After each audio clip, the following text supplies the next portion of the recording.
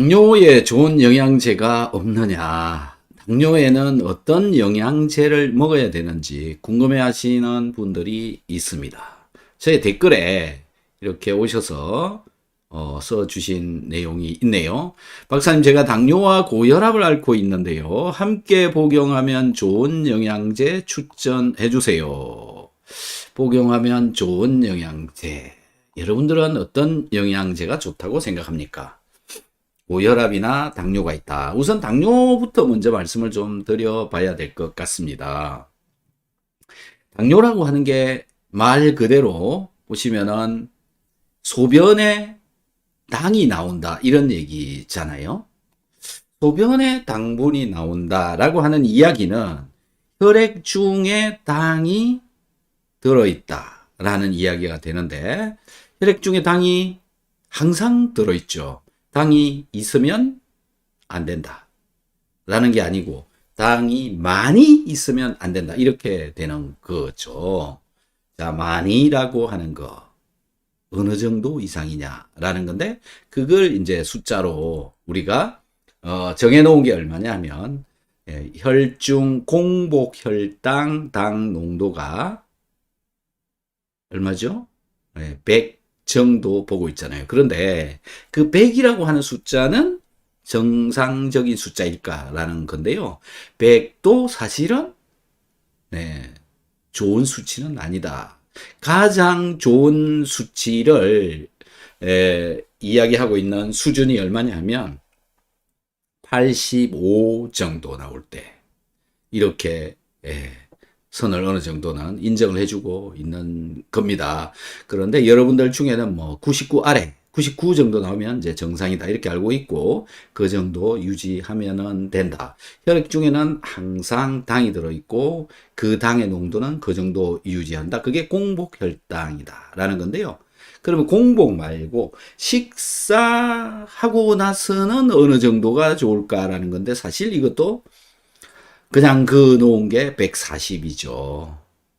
140 이상 올라가면 안 된다. 이런 수준으로 그냥 정해 놓은 건데, 140도 그렇게 썩 좋은 수치가 아니다. 130이 더 좋고 120이 더 좋다. 이렇게 되는 거죠.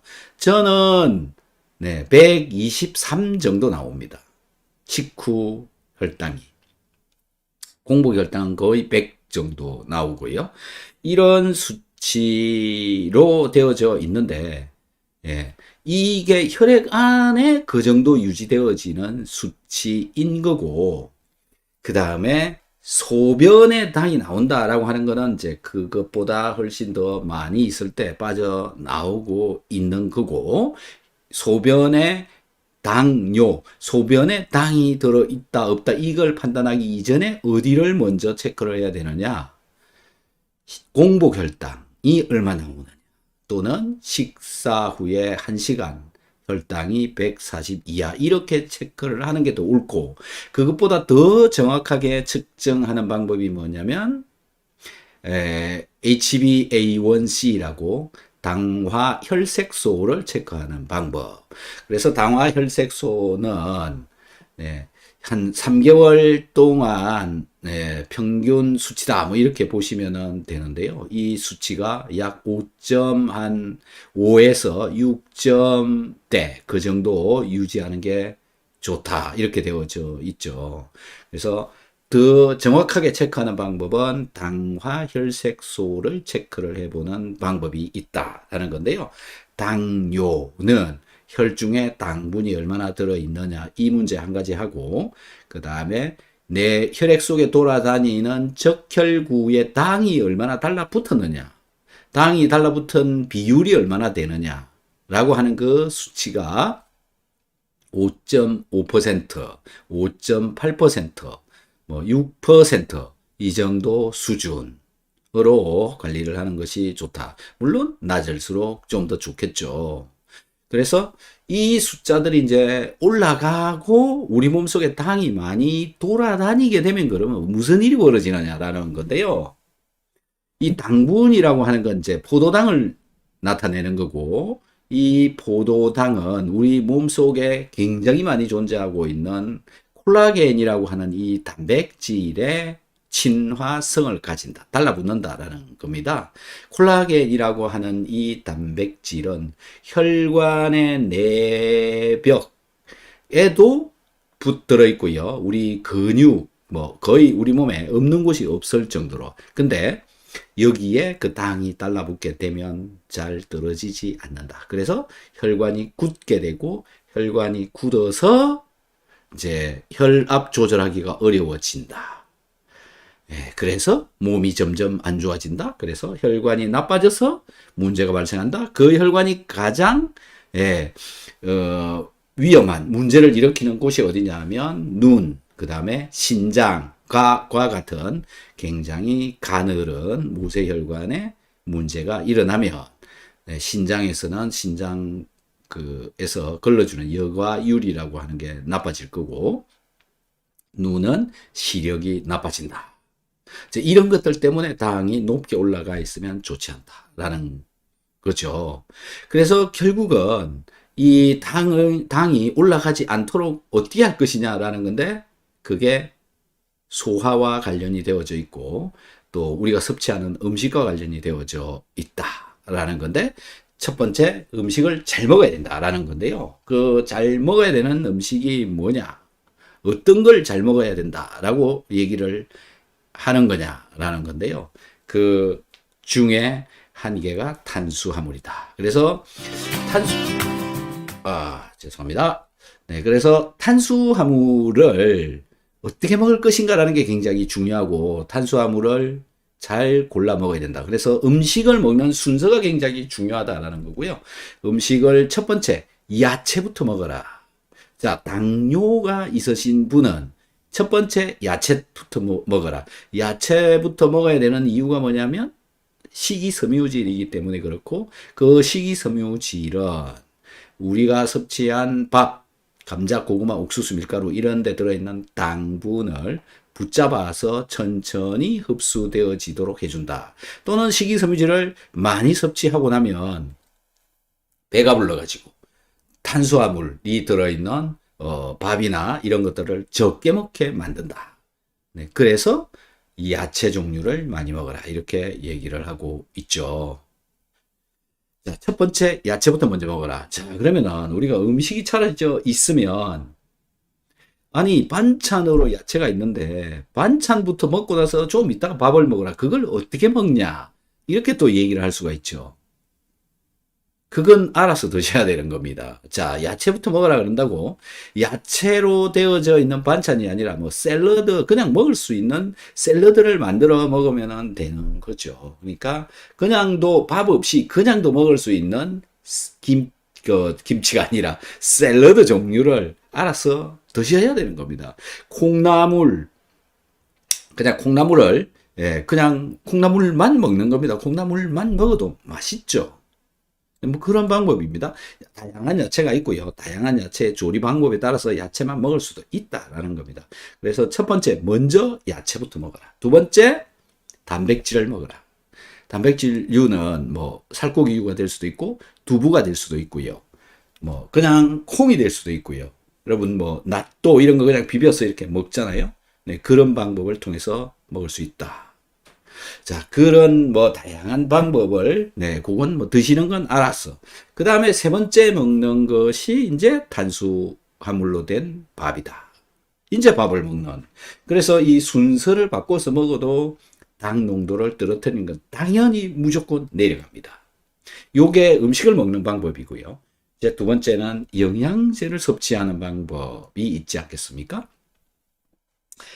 이 당뇨가 올라가는 분들 중에요, 장이 나빠서 당이 올라가는 경우가 굉장히 많습니다. 자, 장은 왜 나빠질까라는 건데, 장은 왜 나빠질까요?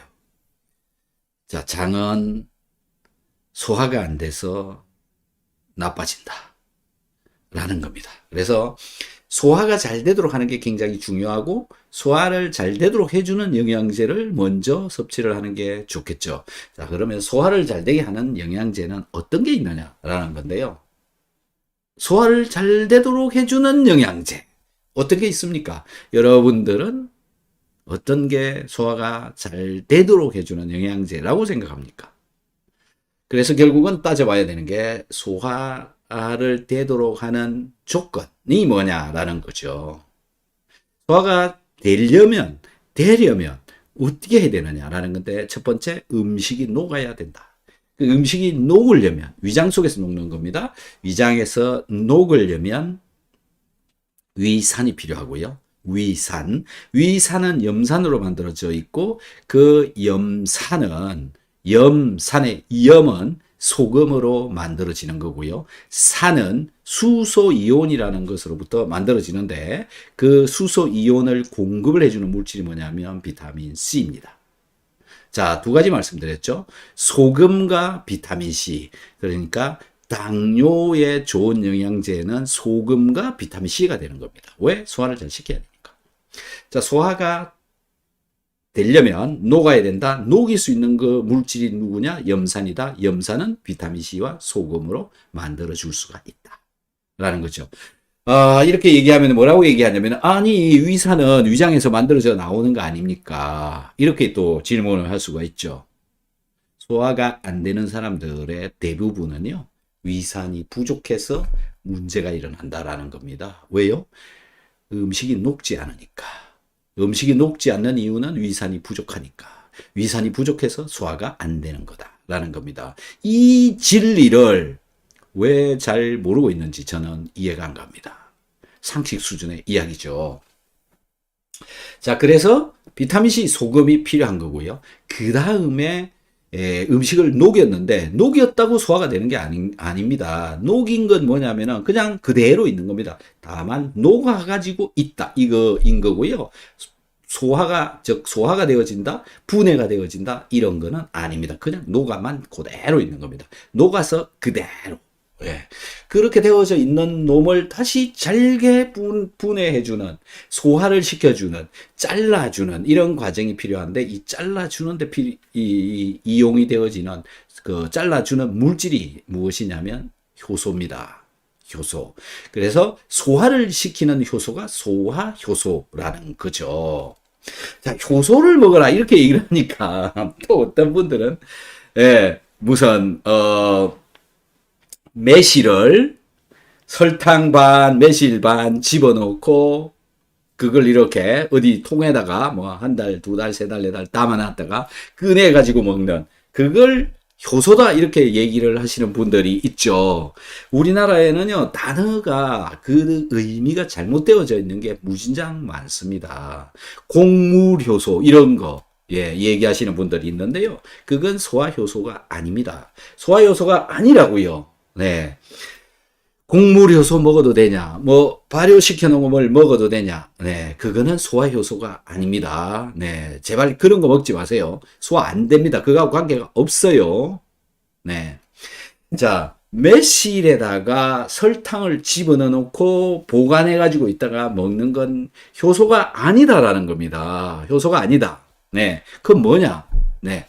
매실의 주변에 설탕이 이렇게 들어있다가 이 설탕으로 인해서 매실 속에 들어있는 물질이 바깥으로 빠져나온 거 요것밖에 없는 겁니다.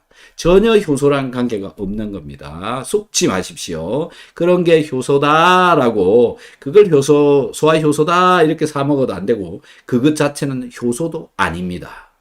전혀 아니다. 그냥 매실하고 설탕을 먹는 거다. 딱 그거밖에 없는 겁니다. 그러니까 정확하게 말하면 매실에 이렇게 재놓은 매실 설탕 뭐 이 말이 그냥 맞는 겁니다.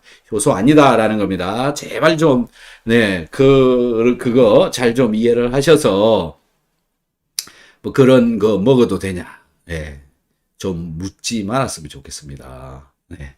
자, 그래서 그거가 아니고요.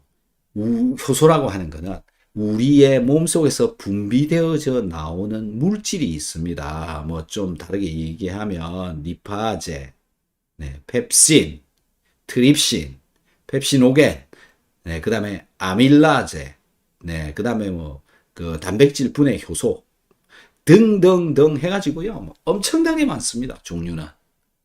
그런 거 쉽게 말해서 약국에 가면 소화제 주세요라고 하는 그거를 말을 하는 겁니다. 그 소화제라고 하는 것이 몇 가지 종류의 소화 효소를 넣어 놓은 겁니다.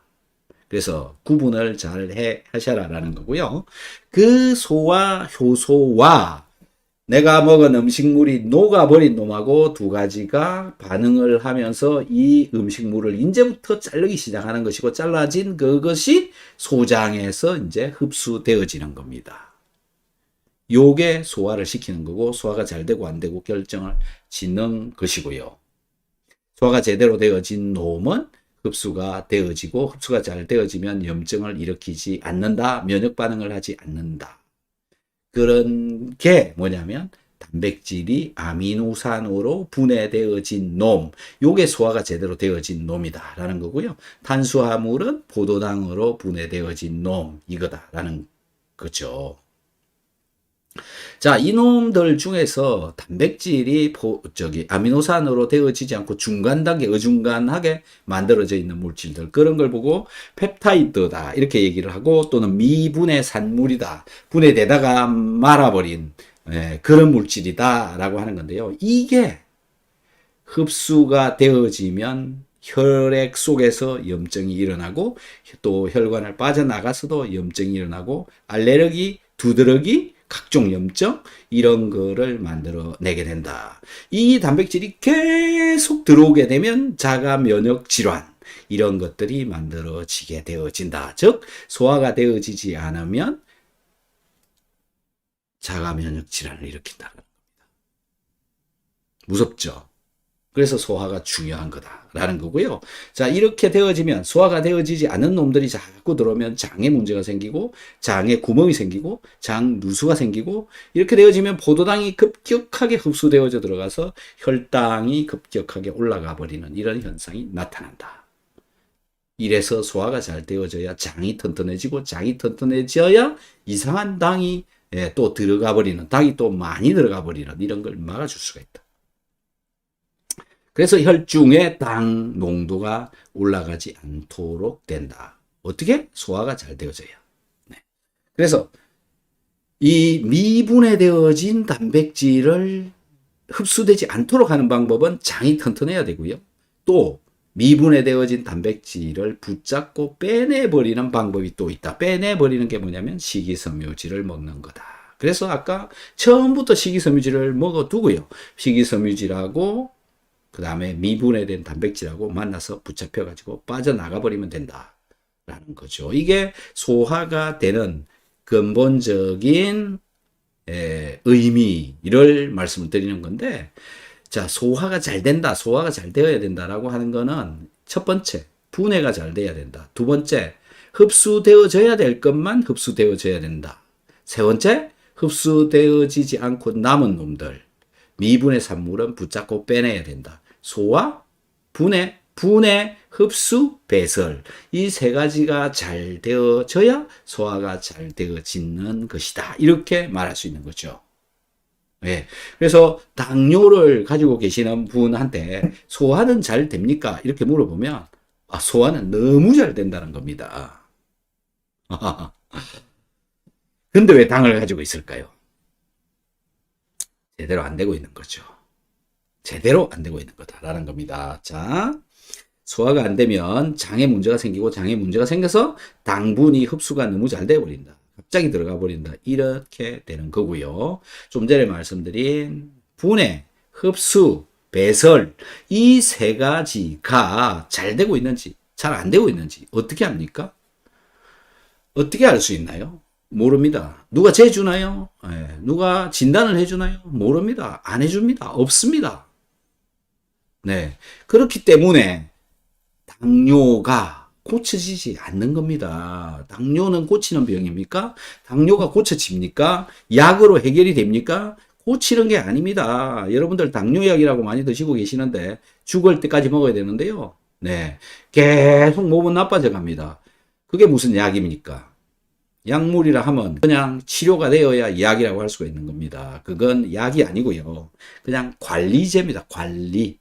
네, 관리. 네, 진정한 당은 떨어지지 않고 마치 당이 떨어진 것처럼 보이는 것 뿐이다라는 거죠. 그렇게 당뇨 약을 먹는 방법으로 당을 관리하시면 안 된다라는 거죠. 당을 관리를 하려면 내 몸 스스로 약에 의존하지 않고 내 몸 스스로 혈당을 조절할 수 있는 몸을 만들어야 된다라는 겁니다. 그럼 어떻게 만들어야 되느냐? 또 이렇게 물을 수가 있죠. 네, 닥터 한스 당뇨 영상을 찾아보십시오. 굉장히 많이 있습니다. 그거 전부 쭉 보시면 되고요. 그 안에 나오는 영양제. 자, 아까 말씀드린 소화가 잘 되어야 된다라는 것에 비타민C, 소금, 그 다음에 필요한 게 장을 튼튼하게 해야 되니까 유산균, 그 다음에 식이섬유질을 먹어야 되니까 키토산, 식이섬유질이 당분을 붙잡고 조금씩 들어갈 수 있도록 해주기 때문에 그렇다. 그 다음에 소화가 잘 되도록 해야 되니까 소금. 그래서 비오유기소, 비타민, 그 다음에 유산균, 그 다음에 키토산, 그 다음에 소금, 그 다음에 한 가지가 오메가3입니다. 오메가3도 장도 튼튼하게 해주고 혈관, 혈액순환 이런 것까지 다 도와주는 것이기 때문에 오메가3. 그 다음에 소화가 잘 되어야 되니까 소화효소제, 여기까지는 기본으로 섭취를 해주는 것이 당뇨를 관리를 하는데 일단 도움이 된다. 소화를 잘 되도록 해준다. 라는 거죠. 그 다음에 거기에 이제 대사가 되어야 된다. 대사라고 하는 놈 안에는 세포가 있고 이 세포 속에 어떤 물질이 들어갔다가 나갔다가 들어갔다가 나갔다가 요걸 잘할 수 있도록 해주는 거. 마그네슘입니다.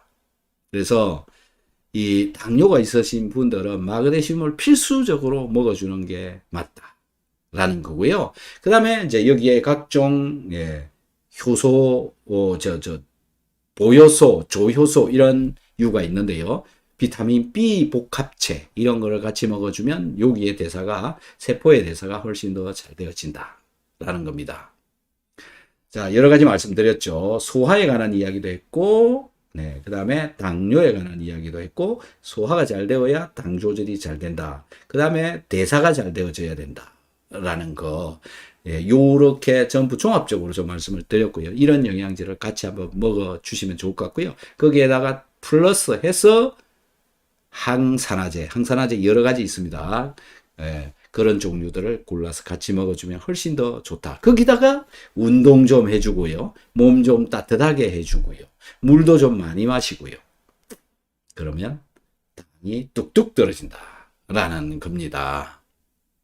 자, 여러분들의 생각은 어떠신지 그거를 좀 적어주시면 좋겠고요. 오늘 질문을 또 많이 받도록 하겠습니다. 질문에 할애 시간을 많이 낼 것이오니 질문을 많이 여기 댓글에다가 적어주시면 고맙겠습니다. 구독, 좋아요도 부탁드립니다. 네.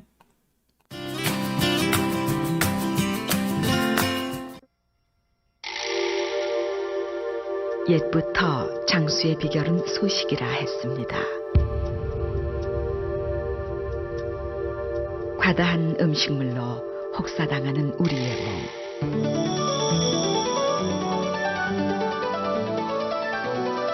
고분자로 고기능성 식이섬유라야 합니다. 그리고 위장에서 빨리 녹아야 됩니다.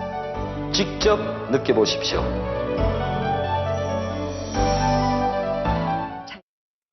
자, 질문 올려주신 분 중에요. 또 다른 질문이 있습니다. 여기 아래쪽에 보시면 비타민을 먹을 경우에 멀티비타민과 비타민C 중에서 어떤 걸 먹어야 되나요? 이렇게 질문을 하고 있네요. 여러분들은 뭘 드시겠습니까? 멀티비타민. 다양한 종류가 여러 가지 들어있는 거. 두 번째, 비타민C 한 개만 딸랑 먹을 경우에 라는 거죠. 여러분 같으면 뭘 드시겠습니까? 물론 둘 다 먹으면 더 좋겠죠. 훨씬 더 좋습니다. 그런데 한 개만 먹으라면 뭘 먹겠냐 이렇게 되는데요. 저는요 멀티비타민을 먹고 있지 않습니다. 왜요? 네, 음식을 통해서 충분하게 섭취를 하려고 노력을 하고 있기 때문에 그렇습니다. 제가 여러분들한테 멀티비타민을 먹으라 소리를 지금까지 해본 적이 별로 없습니다. 정말 별로 없습니다. 하지만 비타민C 먹으라는 얘기는 제 영상 한번 찾아보십시오. 비타민C를 먹으라라고 하는 영상은 거의 매일 하고 있습니다. 제 영상이 몇 개 올라가 있냐면 1000개가 넘게 올라가 있는데요. 그 중에 약 500개는 비타민C 먹으라는 얘기입니다. 그렇게 많습니다. 비타민C를 저는 먹겠다라는 거죠. 왜요? 네, 비타민C는 우리 몸에 정말 안 쓰이는 곳이 없을 정도로 굉장히 중요한 영양소이기 때문에 그렇습니다. 특히 항산화를 시키는데 지대한 공을 달성하고 있는 것이 이 비타민C이기 때문에 그렇고요. 무엇보다 중요한 것은 뭐냐면 소화를 잘 되도록 해주기 때문에 그렇습니다. 멀티비타민은요, 소화를 시키는데 별로 도움이 되는 건 아닙니다. 비타민 C하고 비교를 했을 때. 물론 있으면 당연히 좋죠. 그래서요, 비타민 C를 더 쳐준다라는 거고요. 비타민 중에서 순서를 정해라 라고 말을 한다면, 비타민 C, 그 다음에 비타민 B, 그 다음에 비타민 D, 그 다음에 비타민 E. 이렇게 잡아가 보시는 게 맞다. 그 다음에 비타민 K, 그 다음에 종합 비타민. 이렇게 잡아보시는 게 좋지 않을까요? 저는 그렇게 생각을 합니다. 자, 여러분, 종합 비타민, 멀티비타민 하고 비타민 C하고 둘 중에 한 개만 먹으라라고 한다면 비타민 C라는 겁니다. 그만큼 중요한 영양소다라는 거죠.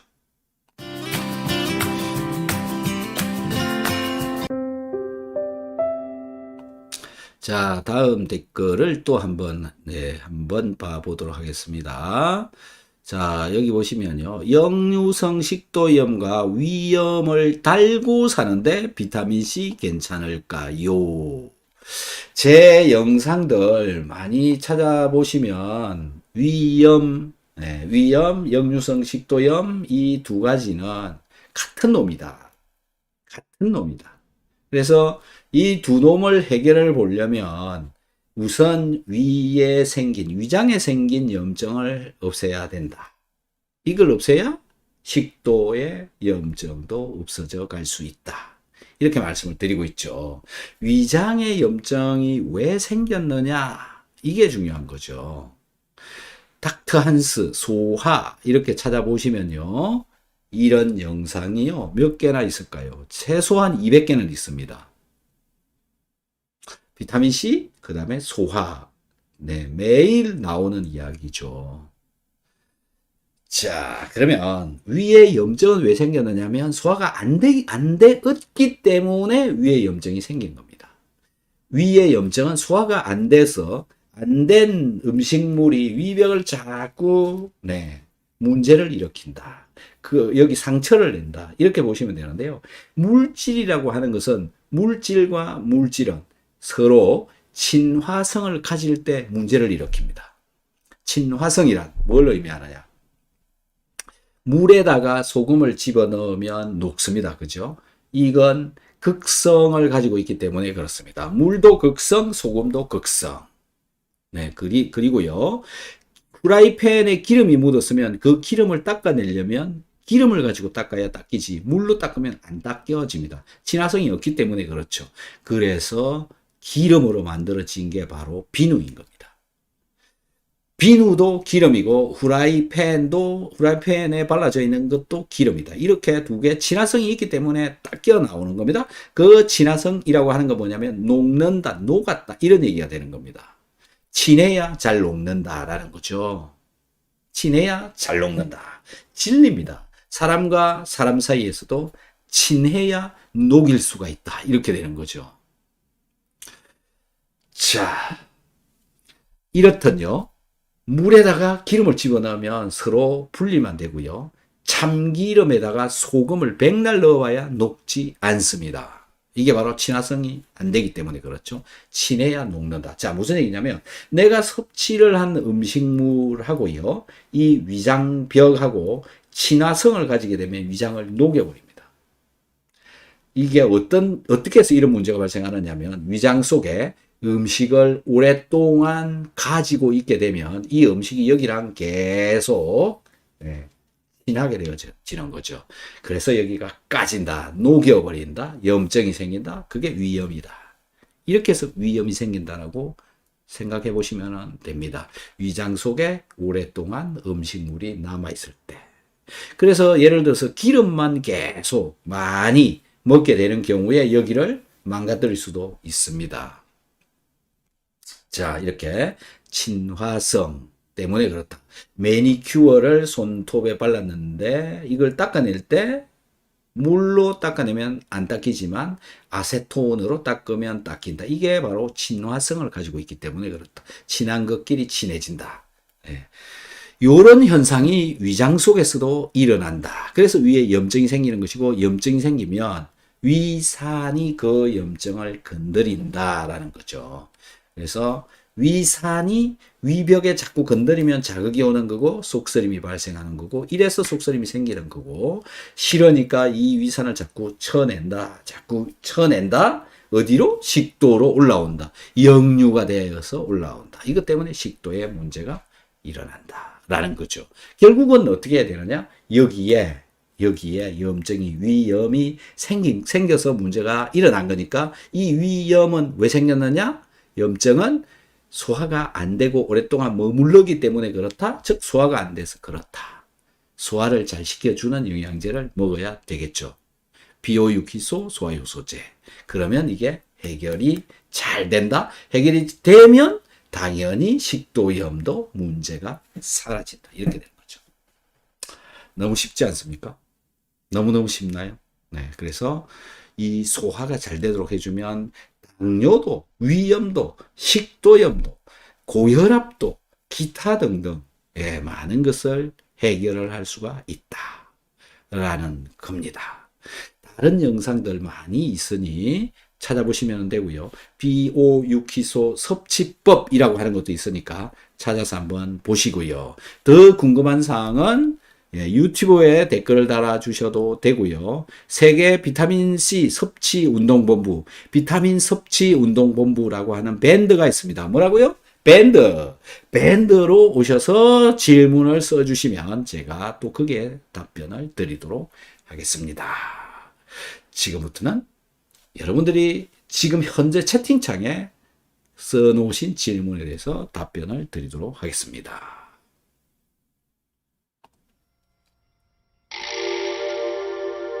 옛부터 장수의 비결은 소식이라 했습니다. 과다한 음식물로 혹사당하는 우리의 몸.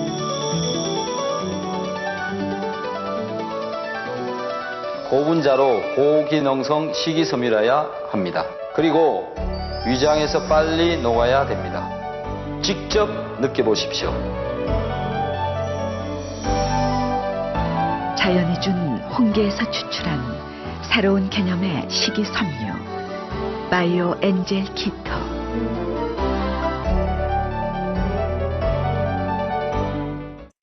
자, 글을 굉장히 길게 잘 써주셨어. 너무너무 감사합니다. 글을 좀 길게 써주셔야 제가 무슨 상황이 일어나고 있는지 이해하기가 좀 편한데요. 그래서 좀 질문을 구체적으로 많이 좀 써주시면 고맙겠습니다. 이렇게 또 길게 써주신 분께 너무너무 감사드립니다. 멋지십니다. 대단히 멋지십니다. 네. 꼬라지님 반갑습니다. 김이렐님 반갑습니다. 안녕하세요. 소금 관련 영상을 보고 소금물을 타 먹으려고 하는데 어떤 소금이 몸에 좋은 소금일까요? 천일염을 주문하면 될까요? 이렇게 적어 주셨습니다. 소금에 관해서 이야기를 좀 해봅시다. 소금은요, 나트륨하고 염소하고 두 개가 이렇게 붙어 있는 그런 물질이죠. 나트륨이라고 하는 이것은 금속입니다. 나트륨으로 된 덩어리를요, 예를 들어서 이게 나트륨 덩어리다. 이걸 물에다가 던져 넣잖아요. 바로 폭발합니다. 폭발. 그런 정도로 굉장히 위험한 물질입니다. 그리고 염소는 염소가스로 되어져 있는데요. 독가스입니다. 그거 호흡하면 바로 즉사합니다. 예. 여러분들 왜 그 화재가 나면, 불이 나면, 이 벽에 붙어 있는 벽지, 이 벽지가 PVC로 만들어져 있는 경우가 많습니다. 폴리비닐 클로라이드라고 하는 그런 걸로 벽지가 만들어져 있는 경우가 있는데요. 거기에 불이 붙으면 가스가 나오는데 그게 바로 염소가스고요. 그걸 호흡하면 거의 뭐 다 죽죠. 굉장히 위험합니다. 그래서 요즘은 벽지를 그런 재료로 아예 법으로 못 만들게 만들어 놨습니다. 그렇게 안 좋은 겁니다. 나트륨, 염소 따로따로 있으면 그냥 독물이다.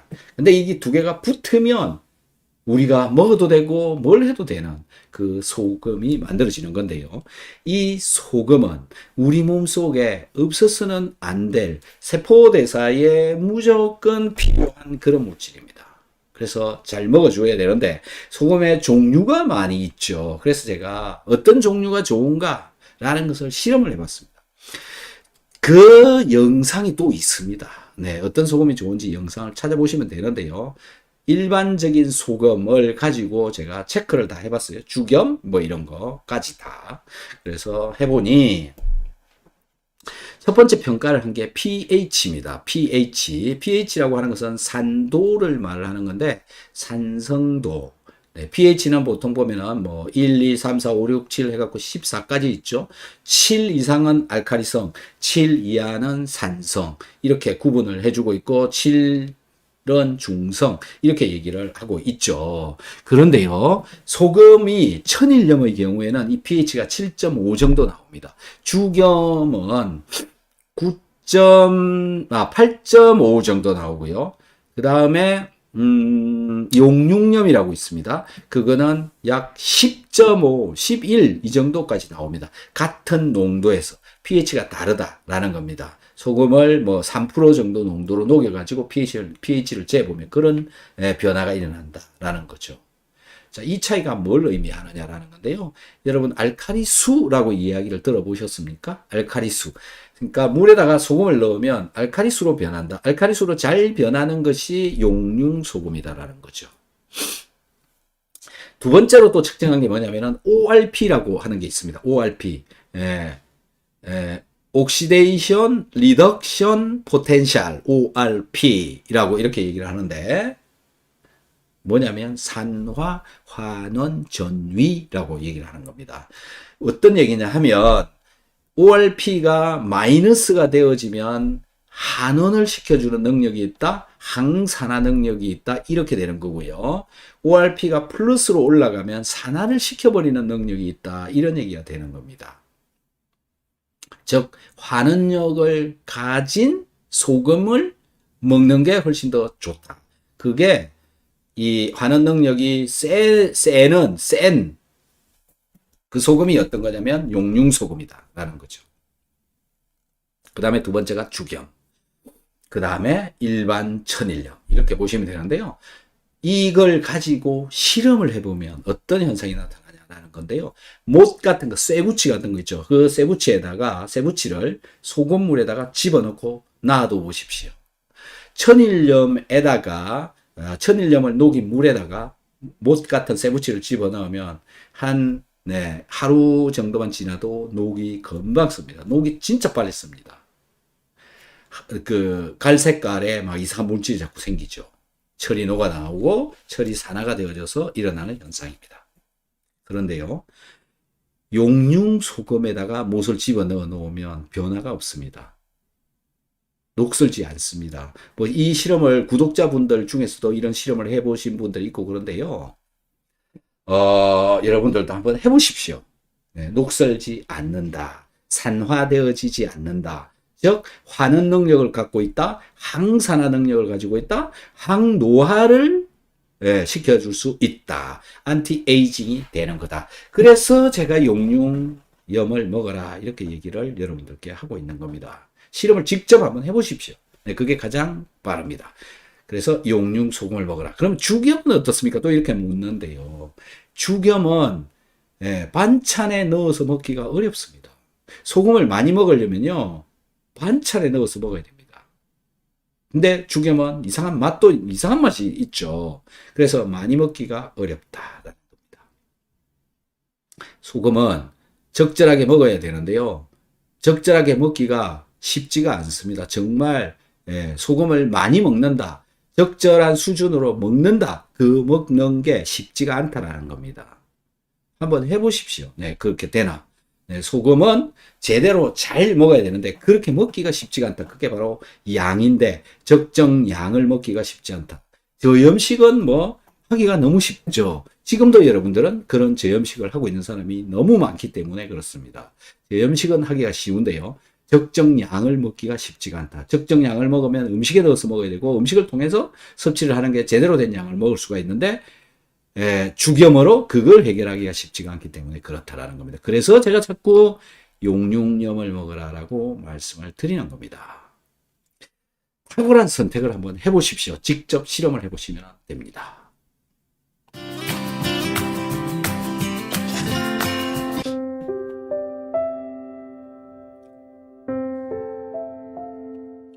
자, 다음 분 한번 또 보겠습니다. JHK님, 소화불량이 있다고 하면 주위에서 신경성이라고 합니다. 그럼 정신과 약을 먹어야 하는 것일까요?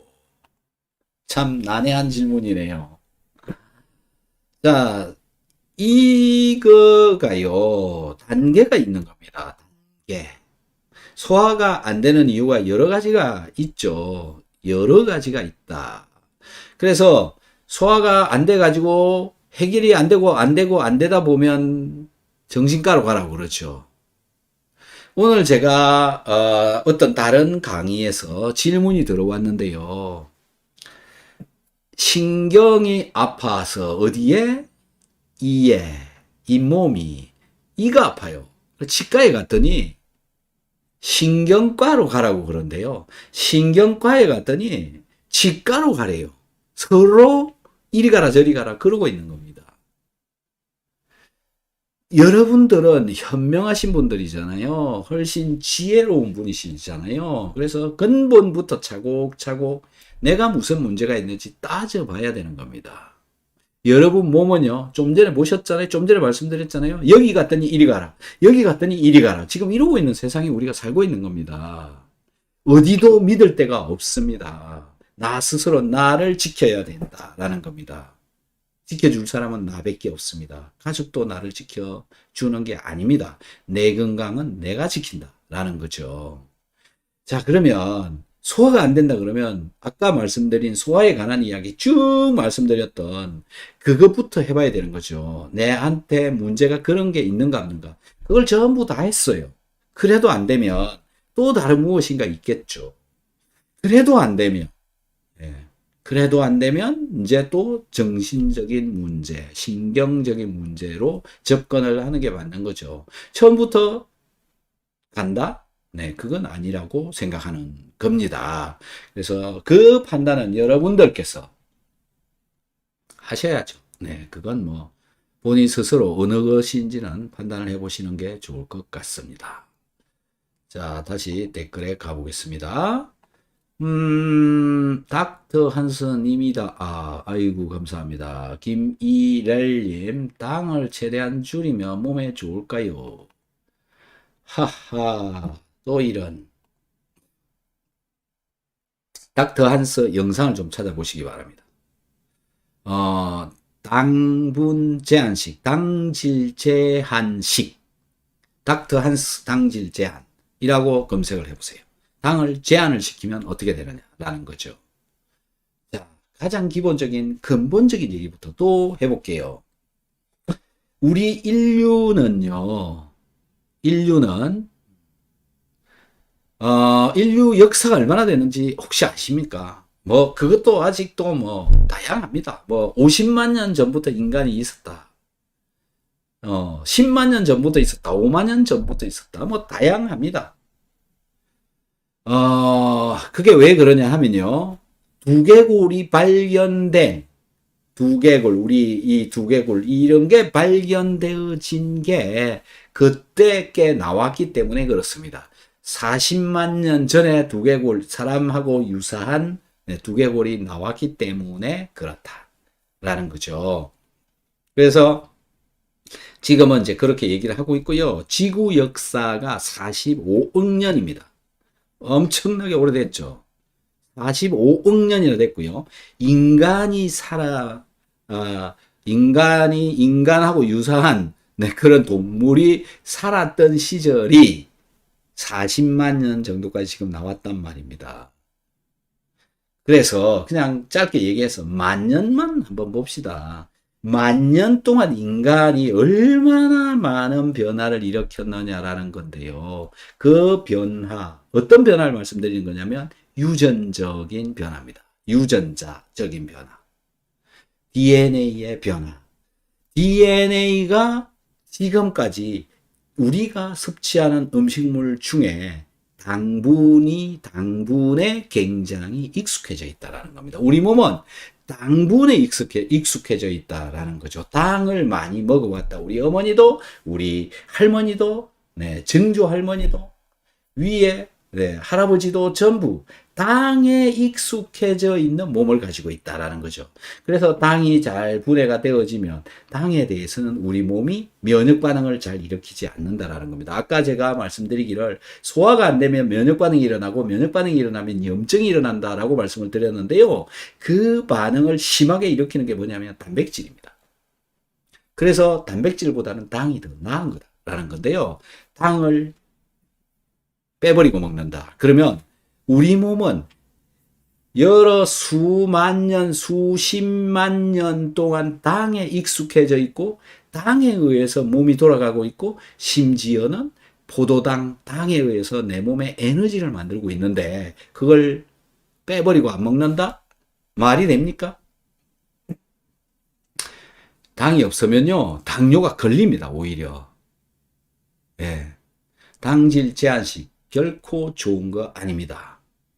네, 큰일 납니다. 한마디로. 어떻게 되느냐? 췌장이 내 혈액에 당분이 들어와야 혈중에 당분이 돌아다녀야 이 당을 어떻게 하려고 내 몸 전체가 돌아가는 겁니다. 네, 그 다음에 내 몸의 췌장에서 글루카곤도 분비하고 인슐린도 분비하고 이런 걸 하는데 당이 뚝 떨어져 있다. 그러면 인슐린 분비가 위축되어집니다. 나중에 췌장이 망가집니다. 큰일 나는 거죠. 그래서 단기적으로 체중 감량을 하기 위해서 당질 제한식을 한다. 그 다음에 단기적으로 내 혈당을 떨어뜨리기 위해서 당질 제한식을 한다. 단기적으로. 그럼 얼마 동안? 많이 해봐야 한 2달, 3달 이 정도입니다. 길게 하면 안 된다라는 거고 길게 할 수도 없습니다. 큰일 납니다. 자, 우리 몸한테 길게 오랫동안 하지 못할 거면 하면 안 됩니다.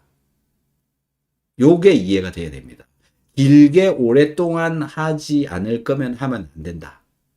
그래서 두세 달 그냥 가볍게 짧게 마치 단식처럼 그렇게 하는 거는 체중을 줄이고 싶을 때 이럴 때는 할 수 있는 거다. 당을 갑자기 좀 내려야 되겠다. 요런 때만 하고 그 다음부터는 그냥 계속 당질 제한식을 하면 안 된다. 그래서 결론이 뭐냐면 우리가 섭취를 하는 음식물 중에 약 50%는 50%에서 55%는 매 식사할 때마다 당분을 섭취를 해야 됩니다.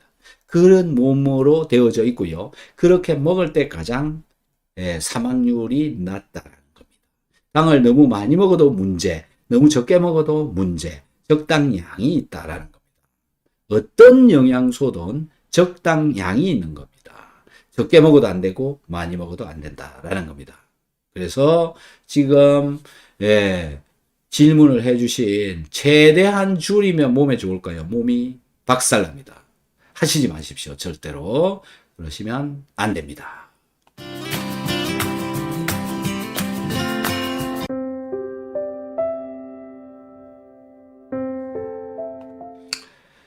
자, 다음 분 한번 가보실까요? 네, 염선이님, 오랜만에 오셨네요. 반갑습니다. 사실 제가 오랜만에 나타났죠. 그죠?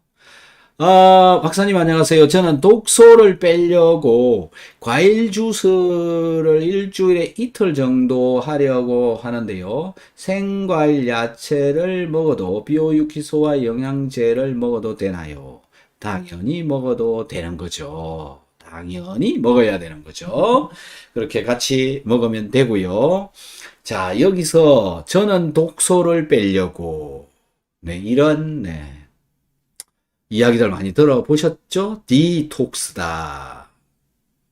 도대체 뭘 빼려고 하는 겁니까? 전 그게 묻고 싶어요. 디톡스다 해서 독을 뺀대, 독소를 뺀대. 우리 몸에 독소가 있습니까? 뭐를 독소라 그러죠? 네. 그래서 많은 단어들이 있는데요. 뭐가 독소죠, 진짜? 네. 그 독소라고 하는 거는요. 노폐물을 독소라고 그러는 건가요? 노폐물?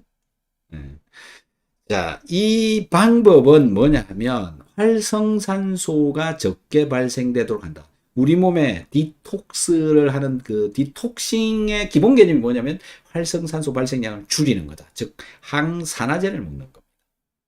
그게 디톡스, 독소를 빼는 거다라는 거고요. 그 다음에 두 번째 독소를 뺀다라고 하는 거는 뭐냐면 장 속에 들어있는, 혈액에 들어있는 게 아니라 장 속에 들어있는 숙변이나 이런 거 있죠. 오래된 물질.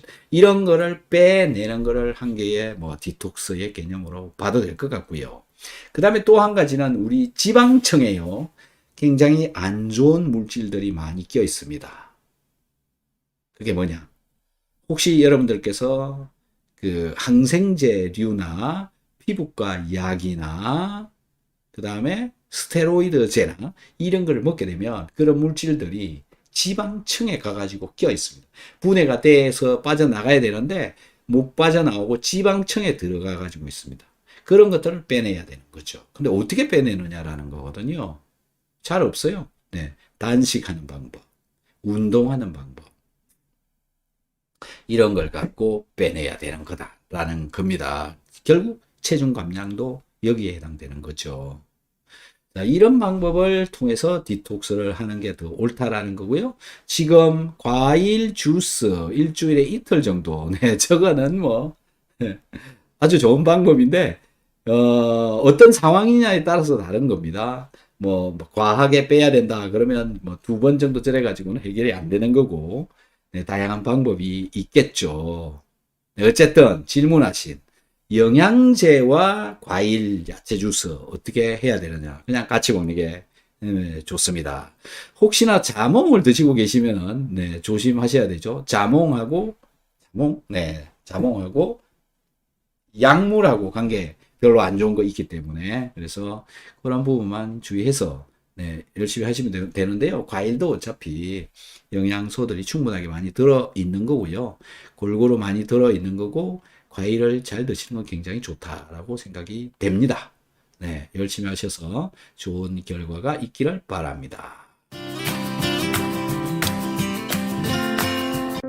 자, 꼬라지님께서 박사님 저는 속이 불편하기도 하지만 명치 부분이 울컥거리고 울렁거린다는 말씀이시죠. 저는 그렇게 이해를 하겠습니다. 그리고 두근거림이 심하네요. 누워 있으면 몸 전체가 두근거리는 것처럼 느껴져서 많이 불편합니다. 속이 안 좋으면 어지러움이 심하기도 합니다. 방송 보고 소변염도 0.9 맞추고 있고 비타민C 하루 6천 먹고 있습니다. 비오유키소 하고 있는데 개선이 될까요? 심장 검사도 이상 없고 내과약 1년 넘게 먹었습니다. 힘드시겠군요. 자, 여기서 핵심적인 단어가 뭐냐 하면 두근거림입니다. 저런 걸 알아야 되는 거죠. 왜 두근거리냐라는 겁니다. 울컥거리고 자, 저런 상황들에 대해서 제가 설명을 드려보겠습니다. 두근거린다라는 건 뭡니까? 심장이 뛴다라는 거죠. 네. 저분은요, 순차적으로 좀 말씀을 드려보면, 산소가 부족한 겁니다. 두근거리는 거는 대부분 산소 부족인 경우가 많습니다. 깜짝 놀랐을 때 이런 두근거림도 일어나죠. 여러분들이 느끼는 두근거림 어떤 거 있습니까? 등산 갈 때 가슴이 두근거리죠. 100m 달리기 할 때 두근거리죠.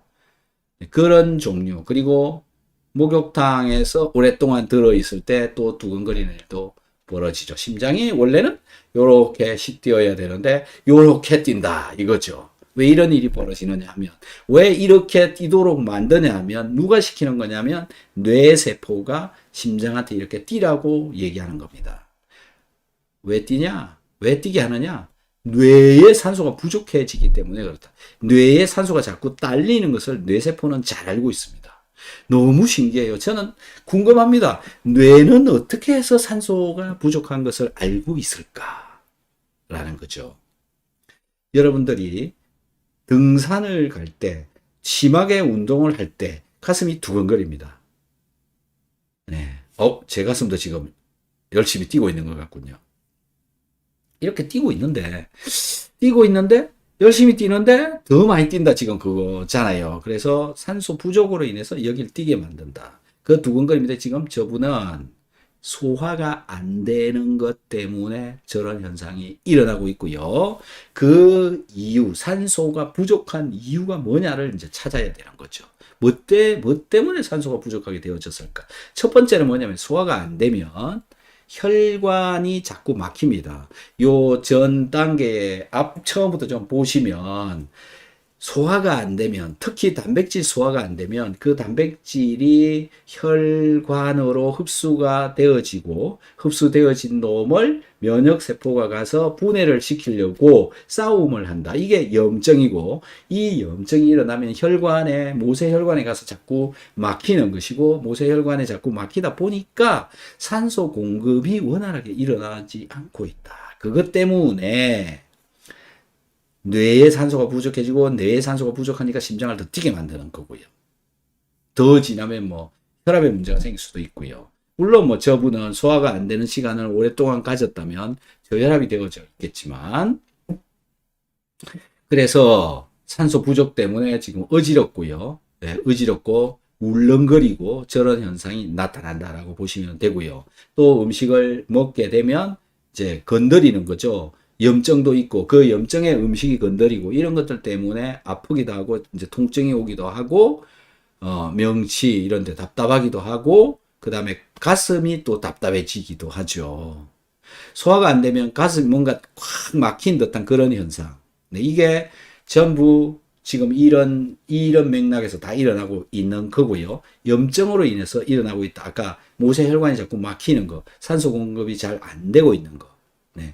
그래서 가슴이 답답해지면 두 가지 형태가 원인이 되어지는데, 한 개는 심장의 관상동맥에 혈액이 잘 공급이 되어지지 않아서 답답해지는 경우가 있고요. 소화가 안 되고 모세혈관이 막혀서 모세혈관 속에 염증이 많이 있어서 그래서 답답해지는 경우가 있고, 이렇게 두 가지 형태로 보면 될 것 같아요. 그래서 가슴이 답답하다 그러면 심장도 검사를 해야 되고 위장도 무슨 문제가 있는지 찾아봐야 되는 거죠. 그래서 두 개가 같이 있는 경우가 주로 많습니다. 그래서 조심해야 되는 겁니다. 자, 그래서 요분, 어지럼이 일어난다, 두근거린다, 울렁거린다. 이거 전부 소화와 관련되어져 있고, 소화가 안 돼서 일어나는 건데, 소화를 잘 되도록 해주는 거, 비오유키소, 소화효소제, 요기까지 잘 좀 드셔보시면 될 것 같고요. 보셨다시피 심장 검사를 해도 문제가 없고요. 이렇게 나왔으니까 심장보다는 위장의 문제일 경우가 있는 거고, 위장 소화 잘 되도록 그 영양제만 착실히 먹어주면 3개월 안쪽에 그냥 다 해결이 된다. 이렇게 보시면 될 것 같습니다. 어쨌든 어떤 질병이든지 간에 가장 중요한 건 소화가 잘 되는 게 가장 중요하다. 소화 잘 되도록 한번 해보시기 바랍니다. 옛부터 장수의 비결은 소식이라 했습니다. 과다한 음식물로 혹사당하는 우리의 몸.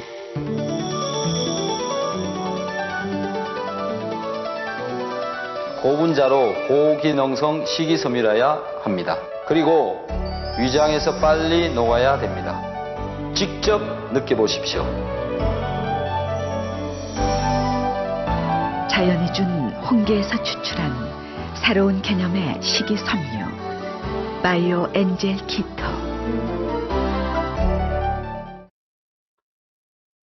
자, 비오유키소 소화효소제 이렇게 드셔보시고요. 비오유키소 섭취법이라고 하는 그런 영상이 있으니까 그 영상을 찾아서 한번 보시기 바랍니다.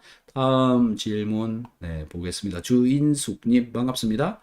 박사님 방송 열심히 듣고 실천해서 몸이 정말 좋아져서 감사합니다. 친구가 식용소다를 물에 타서 먹으면 소화도 잘 되고 여러모로 몸에 이롭다고 해서 소다물을 마시려고 하는데 비타민C와 같이 먹어도 되는지요? 드시지 마십시오. 예. 왜 먹으려고 그러는지 모르겠는데 식용소다는 소화를 시키는데 더 소화가 안 되도록 하는 겁니다. 전혀 비타민C를 오히려 중화를 시켜서 비타민C를 망가뜨립니다. 비타민C를 없애는 게 식용소다입니다. 절대 같이 먹으면 안 됩니다. 네. 자, 식용소다는 뭐냐면 NaHCO3라고 해서 탄산수소 나트륨입니다. 나트륨이 들어있고 수소가 들어있고 탄산이 들어있습니다. 탄산가스가 들어있죠. 그 다음에 수소가 들어있고요. 그 다음에 나트륨이 있습니다. 얘네는 알카리성 물질입니다. 알카리도가 있죠. 자, 아까 산성, 알카리성, 중성 이렇게 있는데 알카리하고 산성하고 같이 들어와 버리면 중성이 돼 버리는 거죠. 이것도 없어져 버리고 이것도 없어져 버리는 겁니다. 그래서 같이 먹으면 안 된다. 네. 아예 드시려면 완전히 띄어서 먹어야 된다. 소다수를 만들어서 먹는 분들이 있는데요. 저는 별로 추천하지 않습니다.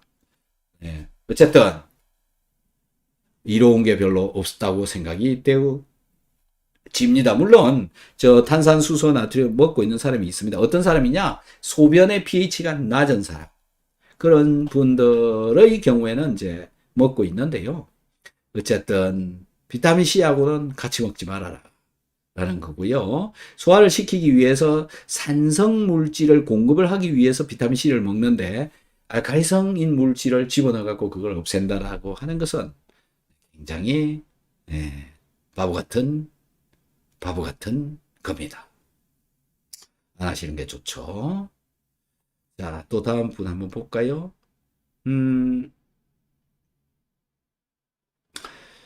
자, 가볼게요. 이거 좀 지나가 버렸네요. 네.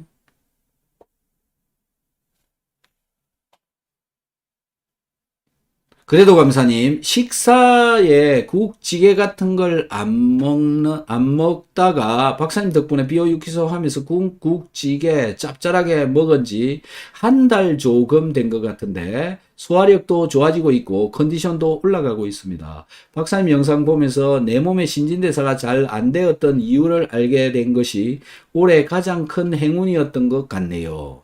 부지런히 비오유키소 하겠습니다. 너무 감사드립니다. 아유, 좋아지셨다니 축하드리고요. 박수를 보내드리도록 하겠습니다.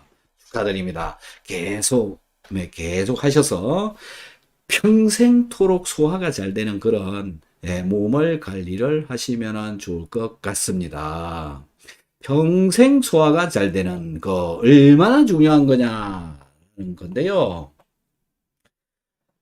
사람이 죽을 때 어떤 경로를 통해서 죽게 되느냐라는 걸 잘 한번 생각해 보시기 바랍니다.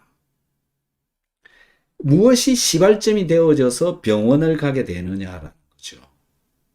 뭔지 아십니까? 소화입니다. 소화가 안 되면 겨울에는 진짜 몸이 얼어붙습니다. 몸이 안 돌아가요. 몸이 차가워져요. 소화가 안 되면. 그래서 소화가 안 되면 몸이 차가워지고 몸이 차가워지면 감기가 들고 감기가 들어가지고 집에서 골골골 하고 있다가 병원에 안 가고 그냥 몸으로 개기려고 하는 거죠. 감기는 병원 가도 일주일, 약 먹어도 7일 이렇게 걸린다고 그러니까요. 그래서 안 갑니다. 안 가고 집에서 골골 하다가 더 나빠져 가지고 이제 병원에 갔는데 병원에서 중환자실로 들어가게 됩니다. 중환자실에서 누워만 있죠. 그러다가 못 나오면 하늘나라 가시는 겁니다. 출발이 뭐였습니까? 소화불량인 겁니다. 비호육기소를 계속 하시면 소화불량이 생길 일이 없어진다라는 거죠. 그럼 무슨 일이 일어나는 겁니까? 감기 들 일이 없어지고, 감기 들 일이 없어지니까 하늘나라 갈 일이 없어져 버린다. 이렇게 되는 겁니다. 여러분들은 비호육기소 덕분에 건강 장수할 수 있습니다. 제일 핵심적인 영양소가 이 속에 다 들어있는데요. 제일 중요한 게 소금이고요. 그 다음이 비타민C입니다. 이것만 열심히 드셔도 소화 잘 되고요. 염분 부족으로 몸이 말라가는 그런 현상이 안 일어난다. 여러분들 많이 보셨잖아요. 노인이 되어지면 어느 날부터 살이 빠지기 시작한다는 겁니다. 그게 문제를 일으키기 시작하는 겁니다. 거기에 핵심 물질이 뭐냐면 소금입니다. 소금이 혈중에서 부족해지다가 그 다음에 이쪽 바깥쪽 혈관의 바깥쪽에도 부족해지다가 혈중 속에가 정상 수치보다 떨어져 버리게 되면 이제 가버리게 되는 겁니다. 몸이 맛이 간다 한마디로. 그렇게 되어지면 이제 살이 빠지고 살이 빠지다 말라서 죽는 겁니다. 아무 이유 없이 병명을 찾아봐도 모르고 그런 일이 벌어진다. 그래서 비호육기소를 계속 드시면 그럴 일이 별로 없다라는 거죠. 그래서 꾸준히 죽을 때까지 챙겨 먹어야 되는 게 이런 영양제다. 그러니까 이 영양제 이전에 더 중요한 건 뭐냐면 음식을 잘 먹어야 되는 겁니다. 골고루 잘이 뭔지를 열심히 연구해야 됩니다. 어떻게 먹는 게 잘 먹는 것인가. 충분하게 먹어야 되는 거지 부족하게 먹으면 안 된다라고 생각을 합니다. 골고루 충분하게 있어야 된다. 그렇게 한번 드셔보시기 바랍니다. 자, 다음 오롯한 능력님. 네, 진짜 비타민C를 메가도스 먹다가 가야 하는 마지막 과정은 비호육기소인 것 같아요. 먹다가 가야 하는 마지막 과정은 비호육기소인 것 같아요. 네, 아주 심오한 글을 써주셨네요. 자, 다음 분 또 한번 보겠습니다. 약 20년간 왼쪽 목과 머리 심한 통증이 있었는데 최근 소화불량 관계임을 알고 매 식사 때마다 비타민C 2g을 먹고 상당히 해소되었으나 아직도 소화가 종종 안 될 때는 두통이 심한데 이때 비타민C 소금량 더 먹어도 되나요? 네, 더 먹어도 됩니다. 두통을 앓고 계시는 분들이 많이 있으시고 긴 시간 동안 두통 때문에 고생하시는 분들이 있는데 소화 문제인 경우가 흔합니다. 그래서 소화만 잘 되어도 해결이 잘 되니까요. 그리고 지금 얼마 시간이 안 되셨잖아요. 먹은 지 얼마 안 됐잖아요. 한 3개월 정도 생각하시면 3개월 뒤는 분명히 다 없어질 겁니다. 다 없어지거든 꼭 여기에 오셔서 이 글을 다시 좋아지게 된 이유를 적어주시면 고맙겠습니다. 자, 다음 분 볼게요. 박사님. 고용량 비타민C 먹으면 변에서 혈변 나오는 경우가 있는지 궁금합니다. 네, 경우가 있습니다. 제가 이 문제를 찾아보려고 굉장히 많이 뒤졌는데 자료가 별로 없어요. 어떤 문제냐면 코피가 납니다. 비타민C를 먹으면 코피가 나요. 여태까지 아무리 뒤져봐도 코피 나는 것들에 관한 자료는 없었습니다. 그런데 비타민C를 먹으면 코피가 나는 사람이 있습니다. 자, 영양제를 먹으면요, 혈액이 맑아집니다. 혈액이 맑아진다라고 하는 게 혈액이 묽어진다라고 하는 이런 개념하고도 약간 유사하게 볼 수가 있습니다. 그래서 혈전을 만들어 가지고 문제를 일으키는 것들이 해소가 되어져 버리고요. 그 다음에 우리 몸에 이 혈액을 응고시키는 이런 기전들이 또 있는데 전체적으로 혈액이 묽어진다. 이걸로 인해서 코피가 나는 사람이 있습니다. 그 다음에 그거하고 유사하게 내장에서 혈액이 또 혈변이 나올 수도 있는 거죠. 그래서 다양한 이유는 있는데 첫 번째 혈액이 묽어진다. 그러니까는 묽어진다라고 하는 이 개념으로 말씀을 드려야 될지 모르겠는데 어쨌든 그걸로 인해서 비타민 C로 인해서 이 혈액이 코피 또는 거기 장, 점막 이런 데서 피가 나오는 경우도 있다라는 거고요. 끊어도 가끔 그러니까 끊어도 나온다라는 거죠. 그래서 좀 장시간 끊어야 된다라는 건데요. 그런 경우도 있고요. 그 다음에 뭐 점막이 얇거나, 뭐 코에 점막이 얇거나 이런 것 때문에도 그럴 수 있고요. 그래서 좀 당분간 잘 조절을 한번 해 보셔야 될 것 같고요. 자꾸 그러면 상담을 좀 한번 해야 될 것 같고요. 그 다음에 또 다른 약물하고 지금 같이 뭐 예를 들어서 아스피린이나 그 다음에 뭐 와파린이나 이런 약물들하고 같이 먹어서 그게 생기고 있을 수도 있습니다. 어쨌든 뭐 다양한 영향이 있을 수 있는데 비타민C 먹고 나서 코피가 난다라고 하시는 분들은 상담을 좀 해주시기 바랍니다. 특히 다른 영양제하고 같이 섞어서 먹었을 경우에 더 심할 수도 있습니다.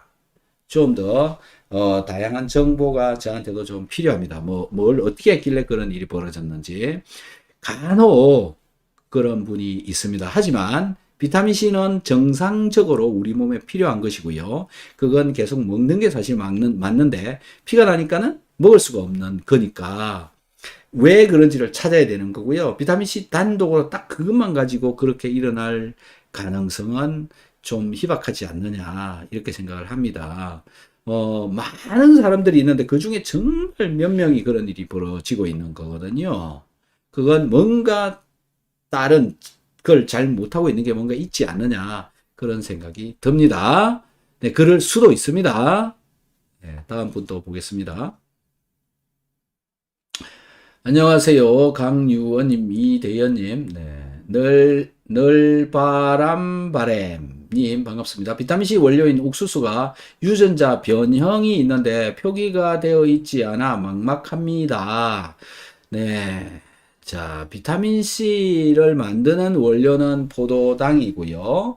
포도당을 만드는 원료는 옥수수로부터도 만들기도 하고요. 만들어진 옥수수가 유전자 변형이냐 아니냐가 비타민C가 유전자 변형이냐 아니냐 여기까지 연계를 시키는 거거든요. 여러분들이 말하는 유전자 변형이라고 하는 게 도대체 뭘 말하는 건지 유전자 변형이 되어졌다고 해서 문제가 일어나는 건 아닙니다.